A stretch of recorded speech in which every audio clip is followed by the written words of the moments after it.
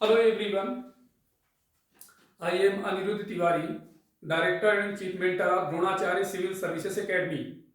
Welcome to our YouTube channel where we provide resources and guidance to those who want to become civil servants. We discuss today strategy for interview. साक्षात्कार की तैयारी कैसे करें, इस पर चर्चा करने जा रहे हैं। सिविल सर्विसेज एग्जाम या स्टेट पीसीएस एग्जाम्स दोनों में अंतिम और सबसे महत्वपूर्ण चरण है साक्षात्कार, जिसमें आपके पर्सनालिटी की टेस्ट की जाती है। साक्षात्कार को मुख्य परीक्षा के बाद सिविल सेवा परीक्षा में सबसे महत्वपूर्ण चरण माना जाता है। सामान्य रूप से मुख्य परीक्षा में सफल होने के पश्चात आपके पास साक्षात्कार की तैयारी हेतु अत्यंत सीमित समय होता है। अतः सिविल सर्विसेज एग्जाम के इंटरव्यू की तैयारी मेन एग्जाम के बाद एक निश्चित समय में नहीं की जा सकती। आपको प्रिलिमिनरी लेवल पर तैयारी आरंभ करने के साथ ही इंटरव्यू हेतु अपनी तैयारियां आरंभ कर देनी चाहिए। इसके लिए अतिरिक्त ऊर्जा एवं समय की आवश्यकता नहीं होती, बल्कि आपको अपने व्यक्तित्व, निवास स्थान तथा सामान्य अध्ययन से संबंधित सामान्य जानकारियों को एकत्र करने की आवश्यकता होती है।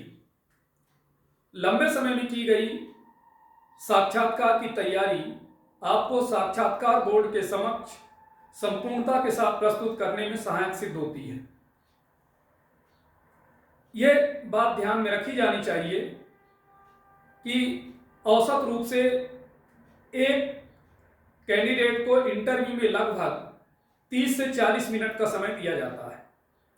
इस दौरान उसके संपूर्ण व्यक्तित्व का परीक्षण करने का प्रयास किया जाता है। यूपीएससी द्वारा आयोजित सिविल सर्विसेज का इंटरव्यू 275 मार्क्स का, जबकि Madhya Pradesh public services exam में 175 मार्क्स का साक्षात्कार है। लेकिन अभी वर्तमान न्यू पैटर्न में 185 मार्क्स का साक्षात्कार के अंक निर्धारित कर दिए गए हैं। ऐसे में अभ्यर्थी जो 200 या 210 से अधिक मार्क्स प्राप्त करना चाहते हैं, कर लेते हैं, तो उन्हें बेहतर माना जाता है। ये मार्क्स आपकी अंतिम रैंक के निर्धारण में बहुत ही महत्वपूर्ण भूमिका निभाते हैं।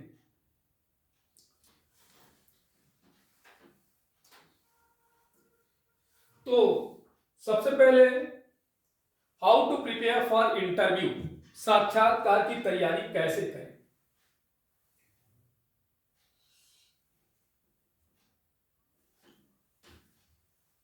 साक्षात्कार के दौरान आपके सामने क्या जानकारी होनी चाहिए, इन प्रश्नों का मैं आपके समक्ष उल्लेख कर रहा हूं। Firstly, development of certain quality in necessary. Second, understanding the nature of the interview process. Next is compilation of certificates and information related to them, costumes and attire, and next is way to answer. साक्षात्कार की तैयारी कैसे करें। साक्षात्कार की प्रकृति की जानकारी होना साक्षात्कार के माध्यम से बोर्ड द्वारा सिविल सर्विसेज के कैंडिडेट की विश्लेषणात्मक क्षमता, पार्श्विक सोच तथा तार्किक निर्णय क्षमता का आकलन किया जाता है। इसके माध्यम से न केवल आपके भौतिक गुणों का मूल्यांकन किया जाता, बल्कि सामाजिक तथा समसामयिक घटनाओं के संबंध में आपकी रुचियों की पहचान भी की जाती है। फर्स्ट पॉइंट है development of certain qualities is necessary, निश्चित गुणों का विकास आवश्यक। इंटरव्यू की तैयारी की संपूर्ण प्रक्रिया के दौरान आपको स्वयं में मानसिक सतर्कता, आलोचनात्मक ग्रहण शक्ति, संतुलित निर्णय लेने, नेतृत्व एवं संगठन की योग्यता तथा बौद्धिक एवं नैतिक आयामों के विकास पर बल देना चाहिए। Second is understanding the nature of the interview process. साक्षात्कार की प्रक्रिया के स्वरूप की समझ। सिविल सर्विसेज एग्जाम में इंटरव्यू वार्तालाप की प्रक्रिया द्वारा लिया जाता है। इस दौरान आपके साथ विभिन्न विशेषज्ञों द्वारा चर्चा कर गए आपके व्यक्तित्व, शैक्षणिक योग्यता, आसपास घटित होने वाली समसामयिक घटनाओं की जानकारी स्तर की जांच की जाती है। And next is completion of certificates and information related to them. प्रमाण पत्रों का संकलन एवं इनसे संबंधित जानकारी। आपको इंटरव्यू के पूर्व अपने सर्टिफिकेट्स की एक निश्चित फाइल तैयार कर लेनी चाहिए। इन सर्टिफिकेट्स में एजुकेशनल क्वालिफिकेशन, यदि आवश्यक हो तो जाति प्रमाण पत्र, निवास प्रमाण पत्र, यदि कहीं कार्यरत हो तो अनापत्ति प्रमाण पत्र के साथ साथ यूपीएससी द्वारा अपने नोटिफिकेशन में निर्दिष्ट किए गए सभी प्रमाण पत्रों को एकत्र करते हुए आपको इनका गहराई से अध्ययन करना चाहिए, जिससे इंटरव्यू बोर्ड द्वारा इनसे संबंधित पूछे गए सभी प्रश्नों का उचित उत्तर दिया जा सके। Next is costumes and attire, means वेशभूषा तथा पहनावा। इंटरव्यू भवन में जाने से पूर्व आपको ऐसे कपड़ों का चयन करना चाहिए जिनके साथ वो सहज महसूस करता हो। साथ ही इन कपड़ों के चयन में यह ध्यान रखा जाना चाहिए कि वे औपचारिक वेशभूषा में आते हों। पुरुष अभ्यर्थी सामान्य पैंट, शर्ट, बेल्ट तथा फॉर्मल जूते पहन सकते हैं, तो वहीं महिला अभ्यर्थियों द्वारा सूट अथवा साड़ी को प्राथमिकता दी जानी चाहिए। कपड़ों का रंग अधिक चमकीला एवं भड़काऊ नहीं होना चाहिए। And next is way to answer, उत्तर देने का तरीका। आपको साक्षात्कार के दौरान अपने उत्तर संक्षिप्त में तथा संतुलित शब्दावली में देना चाहिए। वार्तालाप से संबंधित प्रश्नों में भी आपको संतुलित दृष्टिकोण अपनाते हुए आवश्यक शब्द सीमा में ही बोलना चाहिए तथा अतिभाषण से बचना चाहिए। आपके द्वारा साक्षात्कार बोर्ड से अनावश्यक बहसबाजी नहीं करनी चाहिए। यह हो सकता है कि गलती से अथवा जानबूझकर बोर्ड के किसी सदस्य द्वारा कोई गलत तथ्य प्रस्तुत किया गया हो। यदि ऐसा होता है तो आपको यह बोलना चाहिए कि वो क्षमा प्रार्थी है तथा प्रस्तुत किए गए तथ्य के संदर्भ में उसे पर्याप्त जानकारी नहीं है। यदि आपने कोई गलत उत्तर दिया है और बोर्ड ने उसे इंगित किया है तो उस बोर्ड सदस्य को धन्यवाद दें जिसने उसे इंगित किया है और अपनी प्रतिक्रिया को सामान्य रूप से संशोधित कर लेना चाहिए।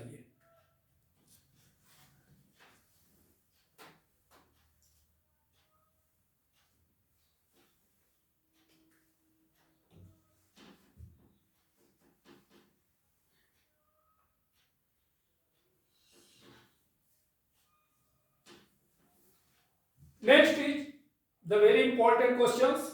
How important is it to prepare for DAF? Means DAF की तैयारी करना कितना महत्वपूर्ण है।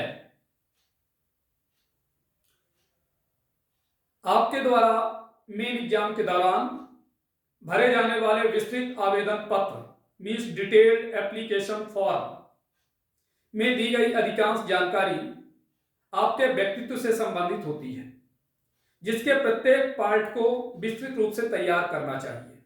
जैसे उदाहरण के लिए name, date of birth, hobbies और interest, residence information, general information about graduation subjects, priority of services. सर्वप्रथम मैं नेम की बात कर रहा था। नाम, आपको आपके नाम का अर्थ पता होना चाहिए। साथ ही यदि कोई मध्य नाम मिडिल नेम तथा अंतिम नाम लास्ट नेम और सरनेम है तो उसके अर्थ की भी जानकारी होनी चाहिए। आपको यह पता होना चाहिए कि क्या आपके नाम का कोई पौराणिक, भौगोलिक अथवा ऐतिहासिक मूल्य है। यदि आप आरक्षित वर्ग से हैं, मीन्स रिजर्व कैटेगरी से हैं, तो उसे अपने कम्युनिटी की वर्तमान स्थिति तथा सरकार द्वारा प्रदत्त सुविधाओं की जानकारी भी होनी चाहिए। इस संदर्भ में आपको अपने समुदाय की साक्षरता दर, लिटरेसी रेशियो, लैंगिक विशेषताओं तथा आर्थिक भागीदारी से संबंधित जानकारियां एकत्र कर सकता है। दूसरी बात आती है जन्म तिथि, डेट ऑफ बर्थ। यदि आपकी बर्थ डेट का संबंध किसी महापुरुष के जन्म दिवस से है तो उस महापुरुष के संदर्भ में व्यापक जानकारी होनी चाहिए। इसी प्रकार आपके जन्म वर्षों से संबंधित यदि कोई महत्वपूर्ण घटना घटित हुई हो तो उसके संदर्भ में भी आपको जानना चाहिए। तीसरे नंबर में सबसे महत्वपूर्ण है हॉबी, आपकी हॉबी या रुचियां। इंटरव्यू के दौरान लगभग प्रत्येक अभ्यर्थी से उसकी रुचियों एवं हॉबी से संबंधित क्वेश्चन पूछे जाते हैं। रुचियों का विकास एवं दीर्घकालिक प्रक्रिया के दौरान होता है, अतः आपको सिविल सर्विसेज एग्जाम की प्रिपरेशन आरंभ करने के साथ ही ऐसी एक या दो रुचियों का विकास अपने व्यक्तित्व में करना चाहिए जो उसे आने वाले समय में इंटरव्यू में मदद कर सके।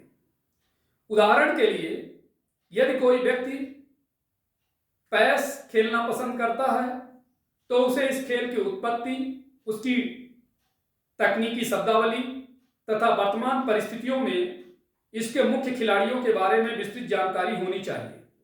इसी प्रकार यह भी पता होना चाहिए कि चेस को ओलंपिक, एशियन गेम्स तथा कॉमनवेल्थ में अभी तक क्यों शामिल नहीं किया गया। नेक्स्ट मीन्स फोर्थ, निवास स्थान की जानकारी, रेसिडेंस इंफॉर्मेशन। शैक्षणिक एवं पारिवारिक पृष्ठभूमि के साथ साथ इंटरव्यू में आपसे कुछ प्रश्न आपके निवास स्थान से संबंधित पूछे जाते हैं। आपसे अपेक्षा की जाती है कि आप अपने गृह राज्य के भूगोल, राजनीति, विशेषताओं तथा इतिहास की जानकारी रखें। इसी प्रकार आपके लिए अपने गृह जिले तथा संबंधित गांव एवं शहर की जानकारी को अद्यतन रखना आवश्यक है। निवास स्थान से संबंधित जानकारी एकत्रित करने की प्रक्रिया में आपको इसके सामाजिक, सांस्कृतिक एवं राजनीतिक महत्व पर विशेष ध्यान देना चाहिए। नेक्स्ट इज स्नातक के विषय में या विषयों में की सामान्य जानकारी, general information about graduation subjects. अपने ग्रेजुएशन के विषय की सामान्य जानकारी का होना अत्यंत आवश्यक है। तैयारी की एक लंबी प्रक्रिया के दौरान आपको अपने ग्रेजुएशन सब्जेक्ट्स के अवधारणात्मक समझ को भूल जाते हैं, किंतु अनेक बार इंटरव्यू में इन विषयों से संबंधित क्वेश्चन पूछे जाते हैं। अतः ग्रेजुएशन में लिए गए विषयों की जानकारी होनी चाहिए। नेक्स्ट इज सेवाओं की प्राथमिकता, प्रायोरिटी ऑफ सर्विसेज। आपको सिविल सर्विसेज एग्जाम के अंतर्गत निर्धारित की गई सर्विसेज में जिन सेवाओं को प्रेफरेंस के आधार पर चयन करना है उनसे संबंधित भी क्वेश्चन पूछे जा सकते हैं। आपको इन सर्विसेज की प्रकृति तथा उत्तरदायित्व के संदर्भ में जानकारी ली जा सकती है। साथ ही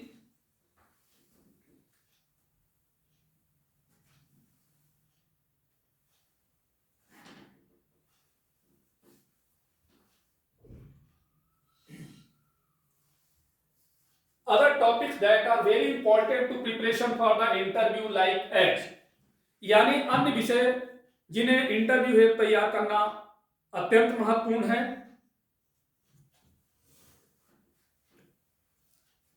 लाइक एज जैसे important places of the state और country, information about socio cultural, historical, political, geographical, economic and environmental condition of India, and next is international events, and next is contemporary issues, and lastly common question that why do you want to join civil services।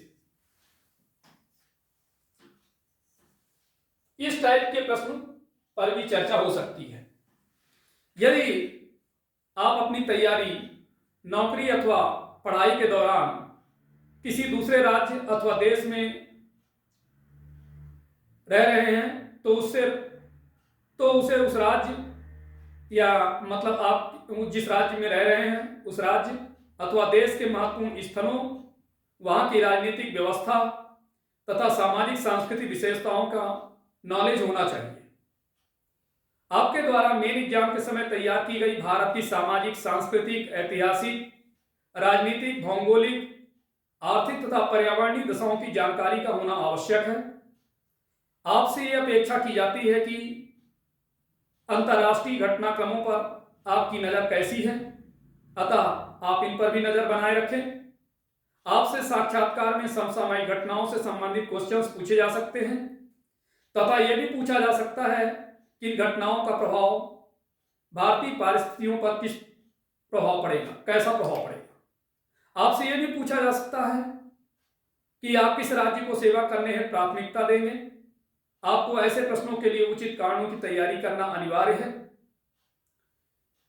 Current issues के साथ ही हाल ही में government of India द्वारा जारी की गई विभिन्न schemes, economic survey तथा budget से संबंधित क्वेश्चंस पूछे जाने की संभावना अधिक रहती है। यह एक सामान्य सवाल है कि आप सिविल सेवा में ही क्यों आना चाहते हैं। आपको इस प्रश्न का सामना करने के लिए अधिक सकारात्मक एवं विश्लेषणात्मक दृष्टिकोण अपनाना चाहिए। स्कूली एजुकेशन, कॉलेज एजुकेशन तथा सर्विस के मध्य यदि 1 अथवा 2 वर्षों का गैप है तो आपको इस क्वेश्चंस के लिए तैयार रहना चाहिए कि यह गैप क्यों रहा है। यदि आपसे यह पूछा जाता है कि इस एग्जाम को पास ना कर पाने की सिचुएशन में आप क्या करेंगे, तो आपको उत्तर देते समय इसे पॉजिटिव रूप में लेना चाहिए और दृढ़ता के साथ आंसर देना चाहिए।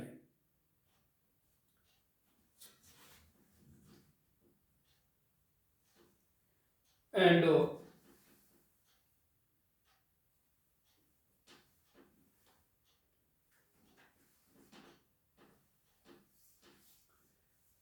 Next is important, how to develop your personality. अपने व्यक्तित्व का विकास कैसे करें।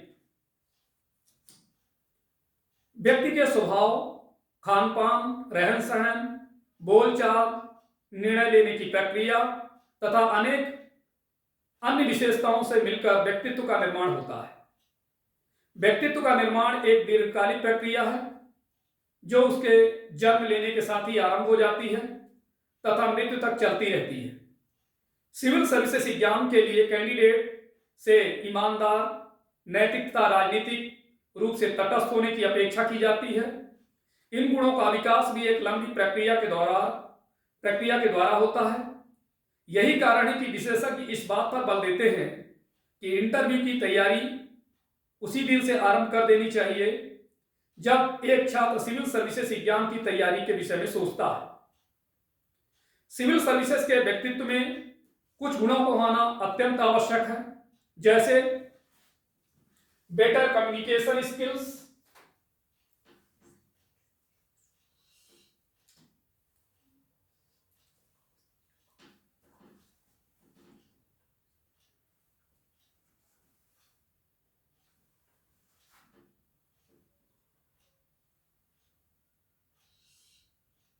बेहतर कम्युनिकेशन स्किल्स, बेहतर संचार कौशल। सिविल सेवक अभ्यर्थी को निरंतर रूप से विनम्र रहते हुए कम्युनिकेशन स्किल्स को शब्द बनाने का प्रयास करते रहना चाहिए। एक बेहतर संचार कौशल के साथ वार्तालाप करना व्यक्ति के कॉन्फिडेंस को प्रदर्शित करता है। उपयुक्त शब्दों का चयन, शारीरिक हाव भाव तथा संतुलित वाणी बेहतर संचार कौशल के आवश्यक अंग माने जाते हैं। नेक्स्ट इज वेशभूषा, यूनिफॉर्म। हम इन सभी खंडों में सिविल सर्विसेज के दौरान या इसके द्वारा इंटरव्यू में अपनाई जाने वाली संभावित वेशभूषा का वर्णन कर चुके हैं। वेशभूषा के माध्यम से आपके व्यक्तित्व की गंभीरता तथा अनुशासन का पता लगाया जा सकता है।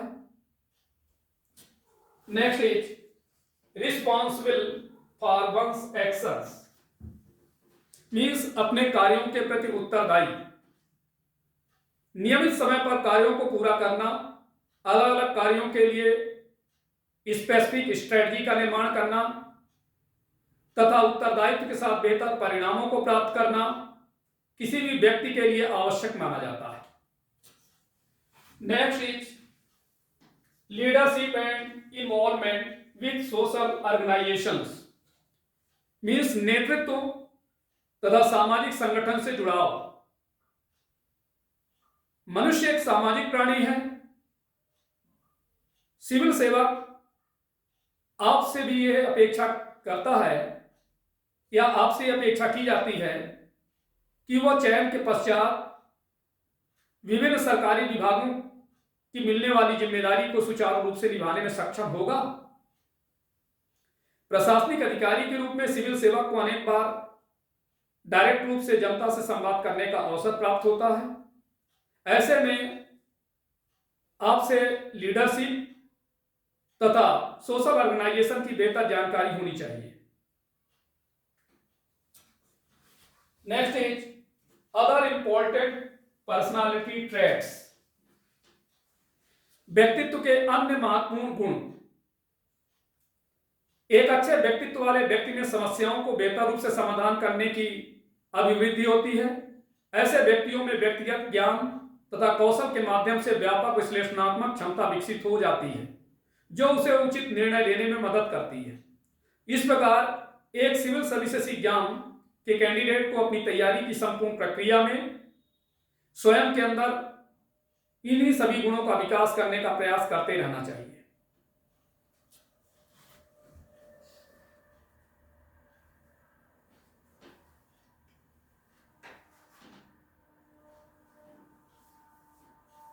Next is to what extent is information about work experience beneficial in the interview process, मतलब इसका हुआ कि इंटरव्यू प्रक्रिया में कार्य अनुभव की जानकारी किस स्तर तक लाभकारी होता है।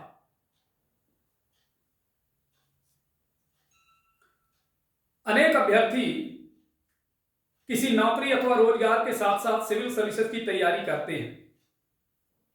ऐसे में अभ्यर्थियों को संबंधित ऑर्गेनाइजेशन की कार्यप्रणाली, उसका उद्भव तथा देश के विकास में उसके योगदान की जानकारी रखनी चाहिए।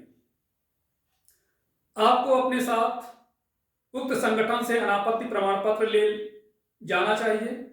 यदि इंटरव्यू बोर्ड को आपकी कार्यशैली एवं उसके कार्य अनुभव प्रभावित करने में सफल होते हैं तो इससे आपको निश्चित ही इंटरव्यू में अधिक मार्क्स प्राप्त करने में सहायता मिलेगी। Next is what should be done during the interview, साक्षात्कार के दौरान क्या करना चाहिए। इंटरव्यू की संपूर्ण प्रक्रिया के दौरान आपको अपने आप को प्रफुल्लित और जीवंत बनाए रखना होता है। इंटरव्यू की तैयारी के दौरान कुछ शारीरिक व्यायाम, ध्यान, योग, दौड़ना, टहलना आदि करने से सकारात्मक व्यक्तित्व के विकास में सहायता मिलती है। आपके द्वारा ऐसे लक्षणों की पहचान की जानी चाहिए जो एक अच्छे ब्यूरोक्रेसी से अपेक्षित होती है। अभ्यर्थी को ऐसे लक्षणों को अपने व्यक्तित्व में शामिल करने का प्रयास करना चाहिए जिससे ये लक्षण इंटरव्यू में स्वाभाविक रूप से दिखाई दे। इंटरव्यू बोर्ड के सामने अपने उत्तर देते समय तर्कसंगत रहें और एक ऐसे व्यक्ति के रूप में सामने आने का प्रयास करें जो समस्या को हल करने की कोशिश करता है और नवीन सोच रखता है। मूल इंटरव्यू से पूर्व प्रत्येक अभ्यर्थी को 3 to 4 मार्क्स इंटरव्यू, 3 से 4 मॉक इंटरव्यू अवश्य देना चाहिए, क्योंकि उससे आपका हेजिटेशन दूर होता है। प्रत्येक मॉक इंटरव्यू में उसी वेशभूषा में जाना चाहिए जिन्हें मूल साक्षात्कार में अपनाना हो। आपके पास आपके वैकल्पिक विषय से संबंधित स्टैंडर्ड बुक्स की एक लिस्ट होनी चाहिए। इस प्रकार की पुस्तकों की जानकारी आपको रखनी चाहिए। अपने दृष्टिकोण में विनम्र बने रहना चाहिए तथा यदि किसी कठिन प्रश्न में उलझ जाते हैं अथवा बोर्ड के सदस्यों के साथ मुश्किल स्थिति उत्पन्न होती है तो आपके द्वारा कानूनों तथा संवैधानिक प्रक्रियाओं का उत्तर देने का आधार बनाया जाना चाहिए। आपको अपनी तैयारी के दौरान कुछ प्रमुख सामाजिक आर्थिक लेखकों, विशेषकर गुरचरण दास, रुचिर शर्मा, अभिजीत बनर्जी, रामचंद्र गुहा, एडम तोजे आदि की लिखी हुई पुस्तकें अवश्य पढ़नी चाहिए जो उन्हें इंटरव्यू में देने में मदद कर सके। टाइम के अभाव में आपको इनके कार्यों को इंटरनेट पर उपलब्ध जानकारी के माध्यम से संक्षिप्त में भी पढ़ सकते हैं। What not to do during interview means साक्षात्कार के दौरान क्या नहीं करना चाहिए। This is a very important. अपने डीएएफ में ऐसी हॉबी तथा रुचियों का उल्लेख नहीं करना चाहिए जो गलत हो। यदि आप बोर्ड के समक्ष पकड़े जाते हैं तो इसका नकारात्मक प्रभाव आपके संपूर्ण इंटरव्यू पर पड़ सकता है। इंटरव्यू देते समय बोर्ड के समक्ष अपने शरीर तथा हाव भाव पर अधिक ध्यान नहीं देना चाहिए, इससे आपका ध्यान भटक जाता है और आप बोर्ड के समक्ष नर्वस और बेचैन दिख सकते हैं। इंटरव्यू के दौरान यदि चेयरमैन अथवा कोई मेंबर बाहर जाता है तो घबराएं नहीं, आप शांत रहें और अपना इंटरव्यू बेहतर प्रदर्शन के साथ जारी रखें। आपको साक्षात्कार बोर्ड के समक्ष आदर्शवादी दृष्टिकोण और आदर्शवादी उत्तरों से बचने का प्रयास करना चाहिए। यह भी ध्यान रखें कि बोर्ड के सदस्य आपके उत्तर में कोई अशुद्धि बताते हैं तो जिद ना करते हुए उसे स्वीकार कर लेना चाहिए। यहां तक कि यदि आप अपने इंटरव्यू की शुरुआत में ही कुछ सवालों के जवाब देने में विफल रहे हैं तो भी अपने दायरे को बनाए रखें तथा सही प्रश्न आने की प्रतीक्षा करें। आपको इंटरव्यू बोर्ड के समक्ष अधिक दोस्ताना व्यवहार नहीं दिखाना चाहिए। साथ ही इंटरव्यू में अपने पूर्वाग्रहों, विशेषकर जाति, संप्रदाय, राजनीतिक झुकाव आधारित मान्यताओं को प्रदर्शित नहीं करना चाहिए। विवादास्पद मुद्दों के संदर्भ में आपको अधिक कठोर रुख तथा अति सामान्यीकरण से बचना चाहिए। आपको अपनी परिवार की खराब स्थिति तथा देश के पिछड़े क्षेत्र से आने जैसी बातों की चर्चा करके इंटरव्यू बोर्ड की सहानुभूति प्राप्त करने से बचना चाहिए। अपने अधिक से अधिक उत्तरों को विश्लेषणात्मक एवं सुविचारित रूप में रखना चाहिए, जैसा कि नवोदित ब्यूरोक्रेट से करने की अपेक्षा की जाती है। इंटरव्यू बोर्ड के समक्ष आपको ऐसे किसी भी कोचिंग संस्थान का नाम लेने से बचना चाहिए जिसमें उसने वैकल्पिक विषय या जनरल स्टडीज की तैयारी की हो। आपके लिए ये जान लेना अत्यंत आवश्यक है कि भाषा केवल अभिव्यक्ति का माध्यम है। वास्तव में यह मायने रखता है कि एक व्यक्ति उत्तर देने में कितना तार्किक है। इसलिए भाषा में धारा प्रवाह न होने पर घबराना नहीं चाहिए।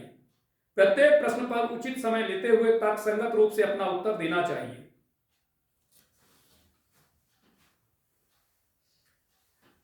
Next, thank you, all the best for interview.